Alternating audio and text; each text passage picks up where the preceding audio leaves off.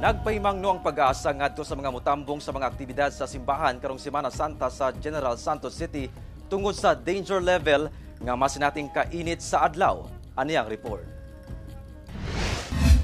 Nagpasilong sa JKK Santa Cruz Chapel kining usa ka grupo sa simbahan ubos sa St. Peter and Paul Parish sa General Santos City human ang ilang ginahimong pag-ampo sa matagbalay kung asa himuon ang Way of the Cross karong Semana Santa. Ang karon ng among ruta diri nga side sa 13th station diri kami magsuroy. Ang karon nang nabuhat namon pag house to house sa pag-ampo sa mga puloy-anan bilang mga apostoles. Apan karong grabe ang kainit sa adlaw, naniguro sila nga nagdala sila og tubig.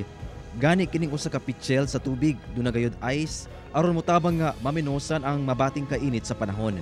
Busa sa mga umaabot nga adlaw, magbalon gayud sila og daghang tubig, ilabi na nga sagunson na ang mga aktibidad sa simbahan hangtod sa Domingo sa pagkabanhaw. Kaya ang akong personal panganlam nako paspas lang inom tubig. Sa tala sa pag-asa sukad niadtong Sabado, April 12, wala na miubos sa 40 degrees Celsius ang heat index sa General Santos City o ang init nga mabati sa lawas sa Tabo. Gani niadtong Domingo, misaka sa danger level ang heat index sa syudad nga miabot sa 42 degrees Celsius. Sumala sa pag-asa, posibleng magpadayon kini hangtod sa Domingo. Yes sir, pwede gihapon nga mo abot na siya hangtod weekend, hangtod Sunday. Ang ato ang kainit pangod ay nahuman na magduad ang ato ang La Nina, and then ang ato ang amihan is wala na. Busa kini ang tambag sa pag-asa ngadto sa katawhan ilabi na sa mga mutambong sa ipahigayong Way of the Cross.